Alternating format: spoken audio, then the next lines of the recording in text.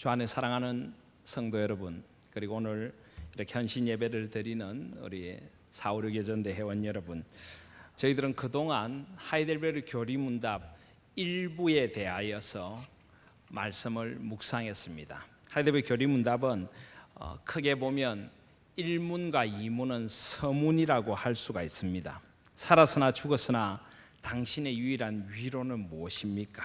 그래서 우리가 삼위 하나님께 속한다는 것이 우리의 사나 죽으나 유일한 위로입니다. 그 고백을 한 후에 이 위로 가운데 살고 또 죽기 위해서 무엇을 알아야 합니까? 하면서 하이델베르 교리문답의 구조를 소개를 하고 있습니다. 첫 번째는 나의 죄와 비참함이 얼마나 큰가를 알아야 합니다. 그래서 우리 인간의 죄와 비참에 대하여 3문부터 11문까지 이렇게 제1부로 다루게 됩니다. 그리고 난 후에 그러면은 이 죄와 비참으로부터 어떻게 구원을 받습니까? 하는 것을 제2부로 12문에서 85문까지 다루게 됩니다. 그리고 나면 이 구원을 받은 사람은 어떻게 감사의 삶을 살아야 됩니까? 86문부터 129문까지 3부를 다루게 됩니다. 그래서 저희들은 그동안 우리 죄와 비참에 대하여 율법이 우리의 죄와 비참을 어떻게 깨닫게 해주시는가 하는 것들을 말씀 속에서 지켜보면서 하나님께서 우리를 의와 거룩으로 창조해 주셨고 하나님을 바르게 알고 마음으로 사랑하고 영원한 복락 가운데 하나님과 함께 살고 하나님을 찬양하고 하나님께 영광을 돌리기를 원하여 우리를 창조해 주셨는데 우리가 타락하여 그 모든 하나님의 창조의 목적들을 상실해버린 그런 존재가 되었다 하는 것을 이제 죄와 비참에 대하여 살펴보았습니다. 그래서 오늘부터 12문부터 시작하는 우리의 구원에 대한 말씀을 함께 묵상해 보려고 합니다. 그런데 여러분, 우리 구원 이렇게 하면은 이제는 죄와 비참에 대한 이야기들이 다 끝이 났으니까 아주 행복하고 즐거운 그런 구원에 대한 이야기만 나올 것이다 이런 생각을 우리가 하는데요, 하이델베르 교리문답은 구원에 대한 이야기라면서도 12문에서 다시 한번 죄와 죄의 형벌 또 심판에 대하여 말씀합니다. 12문을 보시면 그러면 하나님의 의로운 심판에 의해 이 세상에서 그리고 영원히 형벌을 받아 마땅한 우리에게 이 형벌을 피하고 다시 하나님의 은혜를 입을 수 있는 길은 없습니까? 라고 12문은 질문을 합니다. 여러분 주보에 12문이 나오는데요, 왜 구원에 대한 이야기를 하면서 또 하나님의 심판 또 영원한 형벌 이것을 또 다시 이야기하시는 걸까요? 왜 이렇게 하이델베르 교리문답은 집요하게 우리의 죄에 대하여 끊임없이 또 묻고 또 물으시는 걸까요? 그것은 바로 우리가 우리의 죄의 깊이를 깨달아 알 때 구원의 그 놀라운 은혜가 얼마나 큰 것인가를 진정으로 알 수 있기 때문입니다. 요즘은 교회들에서 죄에 대한 이야기를 잘 끄집어내지를 않습니다. 예배 시간에도 회개의 기도라든지 이런 것들은 이미 지나간 구시대의 유물처럼 취급을 합니다. 십계명 낭독을 예배의 자리에서 잘 들어볼 수가 없는 시대가 되어버렸습니다. 죄에 대한 이야기를 하지 말자는 겁니다. 그저 행복하고 즐거운 신앙생활만 이야기를 하자는 것입니다. 그러나 여러분, 그게 과연 진정한 신앙생활일까요? 오늘 우리가 난예배 때 팔복의 말씀도 살펴보았지만은 먼저 우리가 우리 마음에 우리 심령에 우리가 얼마나 비참한 존재인가를 깊이 깨닫고 그 나의 죄와 비참에 대해서 애통하는 울음의 계곡을 지나지 않고는 진정한 신앙의 기쁨은 누릴 수 없습니다. 진정한 사죄와 용서의 은총은 누릴 수 없는 것입니다. 하나님의 용서받은 자로서의 그 기쁨과 은혜는 누릴 수 없는 것입니다. 그래서 죄에 대하여 영원한 형벌에 대하여 하나님의 의에 대하여 자꾸만 하이델베르 교리문답이 말씀하고 있는 것은 이것이 우리의 실존이고 본질이며 이 부분 없이 우리의 구원을 이야기할 수 없기 때문입니다. 그래서 오늘 12문도 다시 한번 그 이야기로 우리의 구원에 대한 것을 시작하고 있습니다. 사랑하신 여러분, 우리는 물론 하나님의 구원받은 자녀입니다. 우리에게 베풀으신 구원의 은총을 노래하고 기뻐하고 감사해야 합니다. 그러나 우리가 어디로부터 구원을 받았는가, 우리 원래의 존재가 어떤 존재였는가, 그것을 잊어서는 안 됩니다. 우리에게 베풀으신 그 구원의 은혜를 우리가 도대체 어떤 존재로서 구원받았는가 하는 것을 잊지 않을 때 우리 늘 구원의 은혜에 감격한 삶을 살아갈 수가 있는 것입니다. 그리고 우리 늘 겸손할 수 있습니다. 아무것도 나의 힘으로 되어진 것은 없습니다. 이 고백을 드릴 수가 있는 것입니다. 바로 오늘 이 12문부터 15문까지가 그것을 우리에게 가르쳐 주고 있는 것입니다. 12문을 다시 보시면요, 구원의 두 가지 측면을 우리에게 가르쳐 줍니다. 구원에 대하여 첫 번째로는 이 형벌을 피하고 라고 합니다. 두 번째로는 다시 하나님의 은혜를 입을 수 있는 길이라고 표현합니다. 그렇습니다. 구원은 이 두 가지 측면을 언제나 함께 강조해야 합니다. 구원이라는 것은 우리가 죄로부터, 죄와 비참 그 더러운 상태로부터 건짐을 받는 것일 뿐만 아니라 이제는 하나님의 자녀로서 거듭나서 의의 옷을 입고 하나님의 의로운 자녀로 살아가는 것까지를 다 포함하는 것입니다. 그러니까 구원이라고 할 때 우리의 죄의 더러운 옷을 벗어야 하고 의의 옷을 입고 이제 의로운 새로운 삶을 살아가야 하는 것이 구원의 두 가지 측면입니다. 그런데 이 두 가지 측면 가운데 한 가지만 잃어버려도 구원은 반쪽짜리가 되는 것입니다. 많은 경우에 우리가 죄로부터 구원받은 것은 이야기를 하는데 무엇을 위한 구원인가? 우리가 이제 구원받은 자로서 의의 옷을 입고 하나님 앞에서 의로운 자녀로 어떻게 살아가야 되는가 하는 이 부분은 우리가 많이 강조하지 않는 경향이 있습니다. 그런데 이것도 분명히 굉장히 중요한 것입니다. 구원은 우리를 죄로부터 건져주신 하나님의 은혜에 감사하여 이제 하나님께서 덧입혀주신 의의 옷을 입고 의의 자녀들답게 바르게 의에 줄이고 목말라 하면서 살아가는 삶이 반드시 있어져야만 하는 것입니다. 오늘 우리가 4.5.6 예전대가 헌신 예배를 드리는데 이 헌신도 마찬가지입니다. 나 같은 것을 구원해 주신 은혜가 너무나 감사해서 우리는 하나님 앞에 헌신함으로 나아갑니다. 그리고 이제 하나님의 나라를 위하여 나를 구원해 주셨기에 의의 옷을 입고 하나님의 나라를 위하여 헌신하는 그런 적극적인 우리가 헌신의 자세도 우리에게 필요한 것입니다. 이 모든 것이 하나님의 은혜이지만은 우리는 이 구원의 두 가지 측면을 함께 바라볼 수가 있어야 하는 것입니다. 그리고 특별히 여기 하나님의 의가 만족돼야 된다 하는 것도 굉장히 중요합니다. 우리는 하나님을 사랑의 하나님이고 동시에 공의의 하나님으로 고백을 합니다. 하나님은 우리를 너무나 사랑하셔서 우리를 구원하시지만은 하나님은 또한 공의로우신 하나님이시기 때문에 스스로 하나님의 공의의 법을 파기할 수가 없습니다. 하나님의 공의의 법이란 무엇입니까?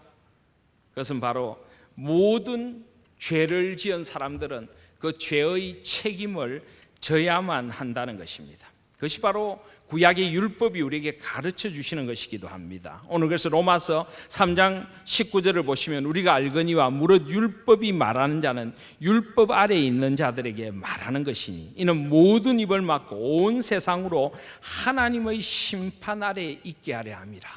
하나님께서 율법을 주신 제일 첫 번째 이유는 우리가 도무지 이 율법으로부터 죄책을 면할 수 없는 우리가 죄악 덩어리란 걸 깨닫게 해주려고 하나님께서 주신 것입니다. 이 세상에 사는 어느 누구도 율법의 정죄 앞에서 자유로울 수 있는 사람은 없습니다. 모든 입을 막고 온 세상으로 하나님의 심판 아래에 있게 하려 함이라. 그리고 20절에 보면 그러므로 율법의 행위가 그의 앞에 의롭다 하심을 얻을 육체가 없나니 율법으로는 죄를 깨달음이니라. 그 누구도 자신의 행위로 이 하나님의 법 앞에서 의롭다, 거룩하다, 죄가 없다라고 할 수 있는 사람은 이 세상에 아무도 없다는 것입니다. 그래서 모두가 죄인임을 하나님께서 깨닫게 해주시려고 율법을 주신 것입니다. 바로 여기에 하나님의 공의가 있습니다. 우리 모두가 다 죄인이기 때문에 우리 모두는 어떤 형태로든지 우리의 죄에 대한 책임을 져야 합니다. 하나님께서는 공의로우신 하나님이시기 때문에 우리를 아무리 사랑하셔도 우리의 죄에 대한 책임을 묻지 않고 그냥 넘어가실 수는 없는 것입니다. 그러니까 우리의 구원은 우리의 죄를 용서할 뿐만 아니라 하나님의 사랑으로 우리의 죄를 사해 주실 뿐만 아니라 하나님의 공의를 만족시킬 수 있는 것이 되어져야 하는 것입니다. 그래야 더 이상 사탄은 우리의 죄의 책임을 물을 수가 없는 것입니다. 하나님께서 이 모든 공의를 만족시켜서 죄 없음이라고 우리 죄의 문제를 완전히 해결해 주셔야만 사탄도 고소를 할 수가 없는 것입니다. 그래서 오늘 12문에 보시면 하나님께서는 자신의 의가 만족되기를 원하시는데 우리 스스로든 아니면 다른 이에 의해서든 우리의 죄값을 완전히 치러야 됩니다. 근데 여러분, 여기 우리 스스로에 의해서든이라고 하는데 우리가 이 죄값을 치를 수 있습니까? 결코 치를 수가 없습니다. 그의 앞에 의롭다 하심을 얻을 육체가 없습니다. 그래서 우리는 절망합니다. 그럼 하나님 어떻게 합니까? 어떻게 저희 죄값을 치를 수가 있습니까? 그런데 하이델베르 교리문답은 여기에서 우리에게 소망의 빛을 보여줍니다. 다른 이에 의해서든 우리의 죄값을 완전히 치르면 됩니다. 누군가가 우리의 죄값을 치러주면 된다는 것입니다. 나 대신 누군가가 나의 죄값을 치러주면 나는 그 죄로부터 자유로울 수 있다는 것입니다. 이것을 바로 속량 또는 구속이라고 하죠.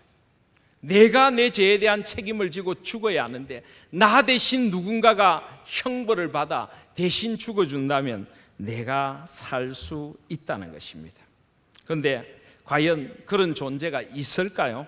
그런 존재가 있을까요? 그래서 13문에서는 묻습니다. 우리가 스스로 하나님의 완전한 의를 만족시킬 수 있습니까? 불가능합니다. 우리는 절대 불가능합니다. 오히려 우리는 날마다 우리의 죄책을 증가시킬 뿐입니다. 여러분, 물론 우리는 그리스도 안에서 새로운 존재가 되어서 성화되어 가기도 하지만 또 우리가 하루를 산다는 것은 하루 더 죄책을 증가시킨다, 이런 말도 되는 것입니다. 그래서 한국교회 위대한 스승이셨던 어느 목사님은 연세가 84세가 되셔서 책 출판 기념회를 하는 자리에서 그렇게 말씀하셨습니다. 저는 84년 묵은 죄악 덩어리입니다. 이렇게 고백을 하셨습니다. 겸손의 말씀이지요. 그렇지만은 어떤 면에서는 우리는 날마다 우리의 죄책을 증가시킨다는 고백이 솔직한 고백이기도 한 것입니다. 그리고 13문은 묻습니다. 어떠한 피조물이라도 단지 피조물로서 우리를 대신하여 하나님의 의를 만족시킬 수 있습니까? 하나도 없습니다. 그 어떤 피조물도 우리의 죄를 다 지고 책임을 질 수는 없는 것입니다. 그래서 첫째로 하나님께서는 인간의 죄책 때문에 다른 피조물을 형벌하기를 원치 않으신다라고 말합니다. 그러니까 이 세상에 다른 어떤 인간이 아닌 어떤 존재가 우리의 죄의 벌을 지고 죽을 수가 없다는 것입니다. 물론 우리가 구약을 보면은 구약에 제물이 안수함으로 상징적으로 그 죄가 옮겨가고 그 제물을 드림으로 죄를 용서받는 그런 제사 제도가 구약에 분명히 있었습니다. 그런데 과연 그 동물이 우리의 죄를 온전히 속해 줄 수 있을까요? 아닙니다.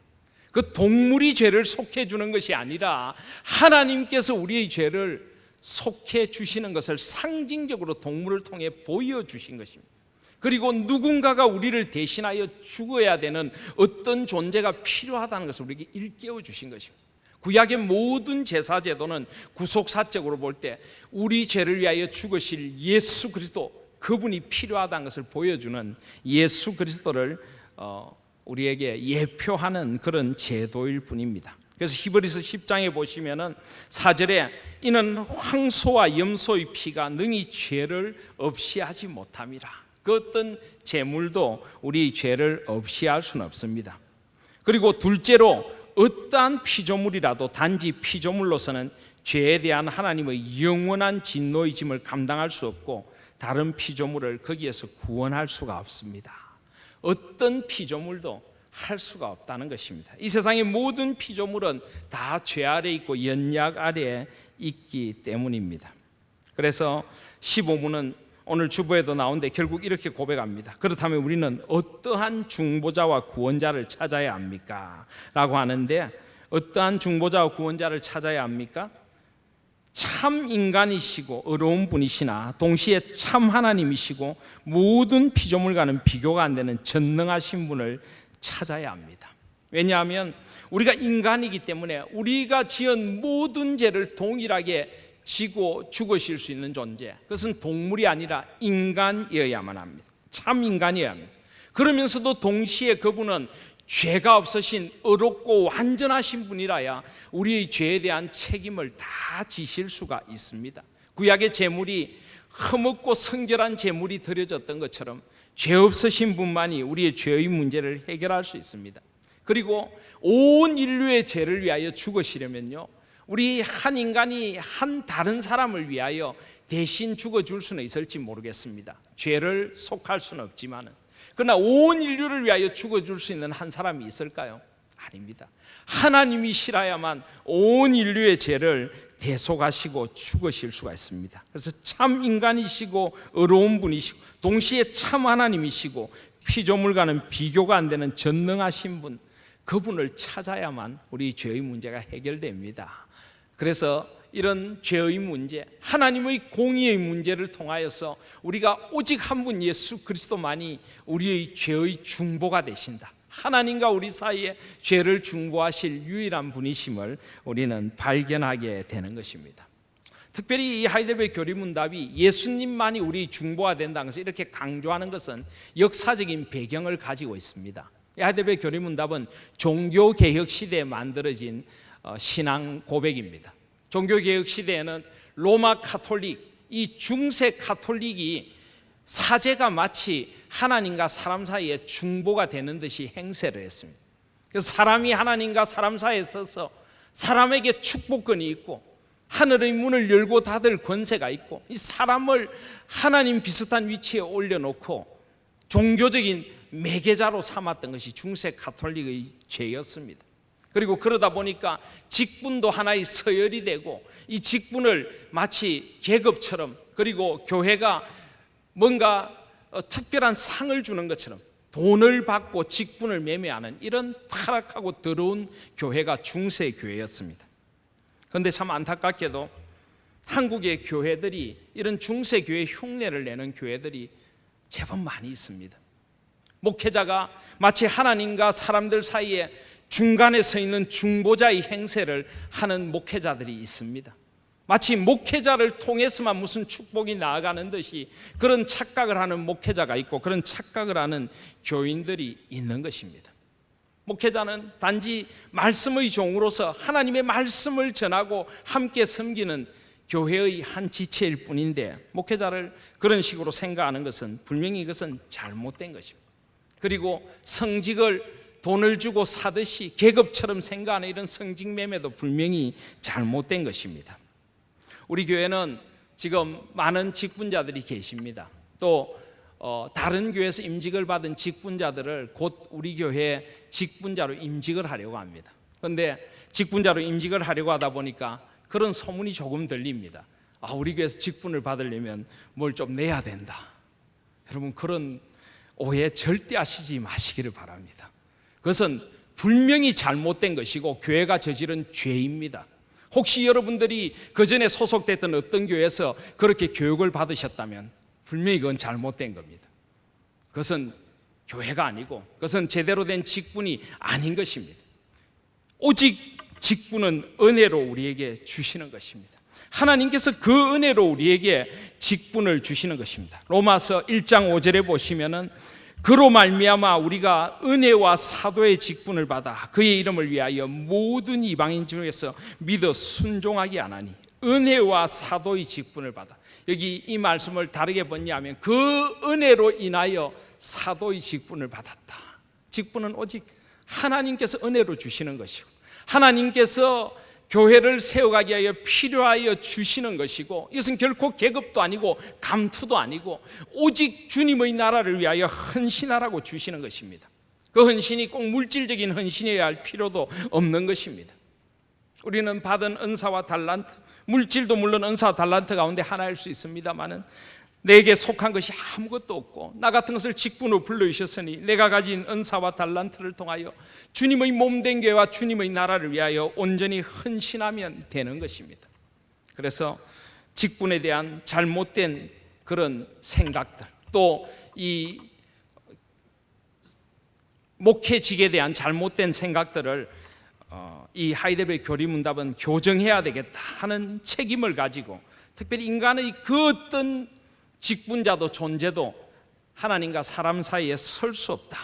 그래서 우리는 예수 그리스도의 피로 말미암아서, 예수님께서 십자가에 못 박혀 돌아가실 때 지성소와 성소를 가로막고 있던 휘장이 둘로 나누어지고 오직 예수 그리스도를 통하여 새롭고 산길된 예수 그리스도를 통하여 하나님 앞에 나아갈 수 있는 것입니다. 오직 중보자 되신 주님은 한 분뿐이신 예수 그리스도, 그분밖에는 없으십니다. 그리고 예수 그리스도께서는 우리에게 하나님께로 나아가는 새롭고 산 길이 되셨을 뿐만 아니라 지금도 우리의 중보가 되셔서 우리를 위하여 하나님 우편에서 기도하시고 만왕의 왕으로 우리를 인도하시고 그분의 성령님을 통하여서 우리에게 능력과 지혜를 주셔서 하나님의 나라를 살아가는, 그리고 거룩해지는 의의 옷을 입고 살아가도록 만들어 주시는 것입니다. 그래서 우리는 오직 예수 그리스도 안에서 그분이 우리의 모든 죄의 대가를 다 치르시고 하나님의 모든 공의를 온전히 만족해 주셨기에 우리도 이제 하나님 앞에서 의로운 자라 칭함을 받게 된 것입니다. 나는 아무것도 어려운 것이 없습니다. 나는 아무것도 한 것이 없습니다. 그럼에도 불구하고 하나님의 그 의의 요구를 예수 그리스도께서 다 치러주셨기에 이제는 나의 죄의 누더기 옷을 벗기시고 하나님의 의의 옷을 예수 그리스도를 통하여 우리에게 입혀주신 것입니다. 그래서 우리는 분명히 죄인이지만 구원받은 의롭다함을 입은 그런 죄인, 그래서 하나님 안에서 우리는 의인인 것입니다. 의인이면 의인답게 살아야 하는 것입니다. 그래서 오늘 이 로마서 3장의 말씀은 그것을 우리에게 강조하고 또 강조하고 있습니다. 3장 21절에 보시면 이제는 율법 외에 하나님의 한 의가 나타났으니 율법과 선지자들에게 증거를 받을 것이라. 율법 외에 한 의, 바로 의 그 자체이신 예수님이 오신 것입니다. 그리고 예수 그리스도를 믿는 믿음으로 우리는 의롭다함을 받는 것입니다. 22절에 보시면 곧 예수 그리스도를 믿음으로 말미암아 모든 믿는 자에게 미치는 하나님의 의인이 차별이 없느니라. 하나님은 우리 모두를 똑같이 대해 주십니다. 아니 어쩌면 우리 모두가 하나님 앞에서 똑같은 죄인이기 때문에 똑같은 대우를 받는 것입니다. 여러분, 우리 인간들은 우리끼리 뭐라고 합니까? 옛날에 도토리 키재기 하듯이, 그죠? 내가 저 사람보다 조금 어려워, 내가 저 사람보다는 조금 못해, 저 사람은 조금 나보다 나은 것 같아. 그런데 하나님 편에서 보면은 다 거기서 거기입니다, 그죠? 비행기를 타고 하늘 높이 올라가 보면 뭐 밑에 조금 낮은 산, 조금 높은 산, 조금 낮은 건물, 조금 높은 건물 다 개미처럼 보입니다. 하나님의 의에는 우리 그 누구도 조금이라도 미칠 수 없는 정말 개미 같은 존재입니다. 우리는 서로 어렵다고 자랑할 필요도 없고 서로를 향해 손가락질을 할 수도 없는 것입니다. 우리는 다 똑같은 죄인일 뿐입니다. 그래서 23절에 보면 모든 사람이 죄를 범하였으며 하나님의 영광에 이르지 못하더니, 여러분 이 말씀을 그냥 듣지 마십시오. 하나님의 영광에 이르지 못하였다는 걸 아픈 마음으로 들어야 합니다. 하나님은 우리를 하나님의 영광에 이르는 존재로 창조해 주셨는데 우리의 죄 때문에 그 영광에 범접할 수도 없는 존재가 되어버렸습니다. 구약의 백성들은 하나님의 영광 앞에서 두려워 떨어야 했습니다. 그런데 우리 신약의 백성들은 이 하나님의 영광을 너무 아무렇게나 취급을 합니다. 하나님 두려운 것을 모르는 것입니다. 우리는 때로 하나님을 두려워할 수 있어야 하는 것입니다. 영광의 하나님을 바라보면서 두려워할 줄도 알아야 하는 것입니다. 그리고 그 영광의 하나님께 나아갈 수 있도록 해주신 예수 그리스도의 은혜를 진정으로 감사해야 하는 것입니다. 24절에 보면 그리스도 예수 안에 있는 속량으로 말미암아 하나님의 은혜로 값없이 의롭다 하심을 얻은 자 되었느니라. 값없이 우리는 의롭다 하심을 얻게 되었습니다. 왜 값없이일까요? 여러분, 이걸 도대체 돈으로 계산하면 어느 정도가 될까요? 하나님의 아들이신 예수 그리스도의 피, 온 인류를 위하여 대신 죽으신 그분의 대속의 죽음, 이게 도대체 돈으로 환산하면 어느 정도 될까요? 이걸 우리가 만약에 돈 주고 살 수 있다면, 중세 가톨릭은 마치 직분과 구원을 돈 주고 살 수 있는 양 타락시켜 버렸습니다. 그래서 저는 교회에서 자주 그런 말씀을 드립니다. 여러분, 우리가 헌금을 하는 것도요, 받은 은혜에 감사하여 헌신하고 드리는 것이지 나에게 받은 복을 나누는 거지, 헌금을 복 받는 수단이라고 이야기하는 그런 목사만큼 잘못된 목사가 없습니다. 어떻게 복을 받으려고 헌금을 합니까? 헌금이 무슨 거래입니까? 복 받으려고 헌금하는 것 절대 아닙니다. 주신 은혜, 주신 복을 나누고 섬기는 것이 헌금인 것입니다. 어떤 돈으로도 주님의 은혜를 우리가 살 수가 없습니다. 주님 주시는 복을 우리의 돈으로 살 수 없는 것입니다. 주님은 그저 값없이 우리에게 은혜와 복을 내려주십니다. 왜요? 이것은 너무나 비싼 것이기, 이것은 돈으로 환산할 수 없는 것이기, 우리는 그것을 지불할 만한 눈꼽만한 능력도 없는 존재이기에 주님은 값없이 주시는 것입니다. 그래서 구원은 결코 값싼 것이 아닙니다. 너무나 비싼 것이기에 선물로 주시는 것입니다. 그래서 우리가 그 은혜를 값없이 받았다, 이 은혜에 대한 감격이 있으실 수 있는 저와 여러분들이 되시기를 바랍니다. 25절에 보면 이 은혜를 하나님이 그의 피로써 믿음으로 말미암는 화목제물로 세우셨다. 여기 화목제물이라는 것은 하나님과 인간 사이에 그 죄로 말미암아 깨어진 관계 속에 들어와서 자신을 들여서 제물로 들여서 화목을 이루셨다, 이런 말입니다.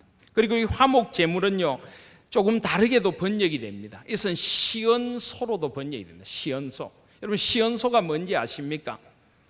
구약에 보면은 법궤가 있는데 법궤 뚜껑이 있습니다. 이 법궤 안에는 뭐가 들어있습니까? 법이 들어있죠. 법궤 안에는 법이 들어있습니다. 하나님의 증거의 법, 십계명 두 돌판, 언약의 법이 들어있습니다. 그런데 그 법은 인간의 죄를 깨닫게 해주는 것입니다. 그리고 법궤의 뚜껑이 있고 뚜껑 위에는 뭐가 있습니까? 스라비, 천사가 둘 이렇게 있습니다. 이 천사는 무슨 의미입니까? 하나님의 임재를 가리킵니다.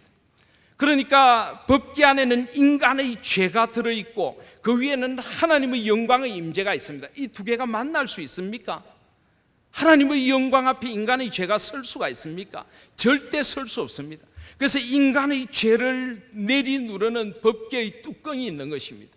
그리고 이 법궤의 뚜껑에 1년에 한 차례 대제사장이 대속죄일에 제물의 피를 담아다가 그 법궤의 뚜껑, 그 속죄소 또는 시언소 위에 뿌리는 것입니다. 그 죄의 진노가 하나님 앞에 사함을 얻고 하나님이 죄 가운데 있는 인간을 만나 주시는 것입니다. 그래서 이 법궤의 뚜껑을 속죄소다, 우리의 죄가 속해지는 곳이다, 또는 시언소다, 하나님의 은혜가 베풀어지는 곳이다, 이렇게 부릅니다. 그런데 이 화목제물이라고 하는 말이 그렇게도 번역이 될 수 있습니다. 예수님 스스로 우리를 위한 제물이 되셔서 온전히 그 피를 다 쏟아 부으심으로 하나님과 우리가 만나는 속죄소, 시언소가 되어 주셨습니다. 그래서 하나님께서 그 예수 그리스도의 공의의 제사를 통하여서 온전히 우리의 죄를 사해 주시고 하나님의 의로우심, 그 완전한 의를 만족해 해 주신 것입니다. 26절에 보면 곧 이때 자기의 의로우심을 나타내사 자기도 의로우시며 또한 예수 믿는 자를 의롭다 하려 하심이라. 하나님의 의도 만족하고 우리도 죄에서 그냥 구원만 해주신 것이 아니라 이 모든 죄의 문제를 해결하고 예수 그리스도의 의를 우리에게 더디펴 주신 것입니다. 그래서 우리는 하나님 안에서 의의 옷을 입고 새로운 신분, 에베소서 4장 24절 말씀처럼 하나님을 따라 의와 진리의 거룩함으로 지으심을 받은 새 사람을 입게 된 것입니다. 그래서 우리는 자랑할 것이 없습니다. 27절에 보면 그런즉 자랑할 때가 어딨냐, 있을 수가 없느니라. 무슨 법으로냐, 행위로냐, 아니라 오직 믿음의 법으로니라. 우리는 오직 믿음으로만 이 구원을 얻습니다. 그리고 믿음도 나의 능력이나 나의 자랑거리가 아닙니다. 하나님께서 나에게 이 믿음을 선물로 주셨고 이 은혜를 선물로 주셔서 내가 믿어 구원 얻도록 해주신 것입니다. 모든 것이 하나님의 은혜인 것입니다. 28절에 그러므로 사람이 의롭다 하심을 얻는 것은 율법의 행위에 있지 않고 믿음으로 되는 줄 우리가 인정하노라. 하나님은 다만 유대인의 하나님이시냐, 또한 이방인의 하나님은 아니시냐, 진실로 이방인의 하나님도 되시느니라. 로마서 앞부분에 보시면은 온 세상의 죄, 이방인들의 죄, 유대인들의 죄, 아무도 어려운 사람이 없다는 것을 말씀하였습니다. 누구나 예수 그리스도의 구원을 받아야 하고 아무도 차별 없이 구원해 주신다는 것입니다. 그래서 30절에 할례자도 믿음으로 말미암아 또한 무할례자도 믿음으로 말미암아 의롭다 하실 하나님은 한 분이시니, 우리를 의롭다 하실 하나님은 한 분뿐이십니다. 우리의 영광을 받으실 분은 하나님 한 분밖에는 안 계시는 것입니다. 그래서 그런즉 우리가 믿음으로 말미암아 율법을 파기하냐? 그럴 수 없느니라. 도리어 율법을 굳게 세우느니라. 이제 율법은 우리에게 죄를 깨닫게 해주었고, 이제는 하나님 안에서 우리가 의의 옷을 입고 어떻게 살아가야 될지를 가르쳐주는 의의 길이 되기 때문에 이 율법을 다시 굳게 우리는 세우게 되는 것입니다. 사랑하신 여러분, 오늘 이렇게 하이델베르 교리문답 2부를 시작하는 부분에서 우리는 하나님의 의가 얼마나 중요한 것인가를 배우게 됩니다. 예수 그리스도 그분만이 하나님의 공의를 만족시켜 주시고, 이 하나님의 의 문제가 온전히 해결되어야 사랑이시고 공의이신 하나님의 구원이 온전히 이루어지게 된다는 것입니다. 그래서 이 구원에 있어서 하나님의 의의 문제도 우리는 중요하게 생각해야 합니다. 그리고 구원의 두 가지 측면, 우리가 더러운 누더기와 같은 옷을 벗어버리고 이제는 하나님의 의의 옷을 입혀주셨으니 이제는 의에 줄이고 목마른 자로 살아가야 한다. 하나님 앞에서 의의 자녀답게 값없이 받은 구원의 은총을 감사하면서 우린 다르게 살아가야 하는 것입니다. 이제 말씀을 맺으면서 오늘 이 말씀을 우리 456 여전대 헌신 예배와 또 우리 전도회에 한번 적용을 해보려고 합니다. 여러분, 전도회의 목적이 뭡니까? 전도회가 모이는 제일 큰 목적이 뭡니까? 전도회라서 전도기도 합니다만은 제일 첫 번째 목적은 교제겠죠. 교제. 같은 시대를 살아가면서 같은 고민을 가진 성도들이 함께 모여서 그리스도 안에서 거룩한 교제를 나누고 서로 세워가는 전도회의 제일 첫 번째 목적은 코이노니아, 바로 교제인 것입니다. 그런데 우리가 이 교제를 할 때에도 오늘 이 말씀이 우리에게 깊은 영향을 줍니다. 제일 처음에 우리가 얼마나 의롭지 못한 죄인이란 것을 우리는 깨달아 알아야 합니다. 우리가 전도회에서 교제가 깨어지는 제일 큰 이유 가운데 하나가 자기 의를 드러낼 때입니다. 교만하고 내가 제일 잘났다고 생각을 하고 자기의 주장만 펼치게 될 때 우리의 아름다운 교제가 깨어집니다. 우리는 모두 겸손해야 합니다. 하나님 앞에서 내어놓을 것이 아무것도 없는 나 같은 죄인을 주께서 구원해 주셨습니다. 그래서 우리는 오직 하나님의 의만 드러내고 나의 부족과 연약을 인정하면서 겸손히 우리가 교제해야 하는 것입니다. 그리고 우리 교제 가운데도 하나님의 의, 예수 그리스도의 구원의 은총만 드러날 수 있는 교제가 되어져야 합니다. 우리 교제를 통하여서 예수님 안에 받은 사랑을 나누어야 합니다. 받은 은혜를 나누어야 합니다. 온갖 세상 이야기만 하고 세상 고민만 나누다가 헤어지는 것은 교회의 교제의 모임은 아닌 것입니다. 물론 우리가 세상의 고민을 갖고 올 수도 있지만 그 고민을 가지고 함께 기도해주고 예수 그리스도 안에 있는 은혜의 빛을 새롭게 보도록 해주고 오직 이 예수 그리스도 안에 있는 은혜가 충만히 나타나도록 하는 그런 교제가 우리 전도의 교제에 있어질 수 있기를 소원합니다. 그리고 우리가 의의 옷을 입은 자라는 의인이라는 것을 또 명심하며 교제해야 합니다. 우리 교제하고 서로를 돌아본 모습은 달라야 합니다. 하나님의 자녀다워야 되고 의인다워야 하는 것입니다.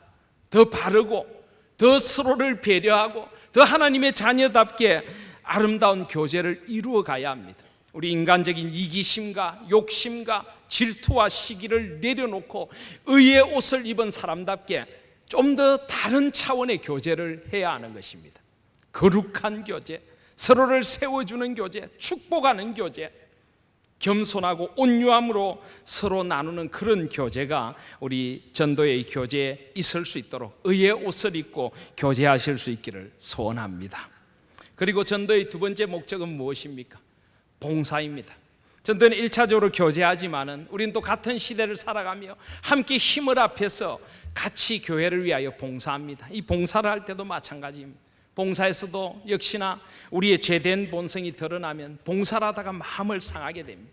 우리는 얼마나 우리가 연약하고 부족한 죄인인가를 깨달으면서 겸손하게 봉사해야 하고 서로의 장점들을 잘 세워줘야 합니다. 나도 연약함이 있고 그도 연약함이 있고 하나님께서 그도 하나님의 뜻에서 불러주셨고 나도 불러주셨습니다. 그래서 우리는 우리의 연약함을 인정하면서 거기서도 의의 옷을 입고 함께 봉사해야 하는 것입니다. 함께 주님의 자녀답게 주님의 나라를 위하여 봉사해야 합니다. 우리 전도회가 하는 봉사들은 세상의 봉사와 조금 달라야 합니다.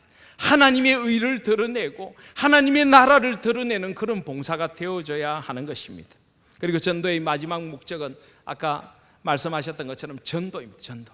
우리가 같은 시대를 살아가면서 이 시대를 살아가는 예수 그리스도를 모르는 사람에게 다가가서 그 고민을 나누며 그리스도께로 인도해야 합니다. 우리의 전도에 분명히 나타나야 되는 것은 그리스도의 복음입니다.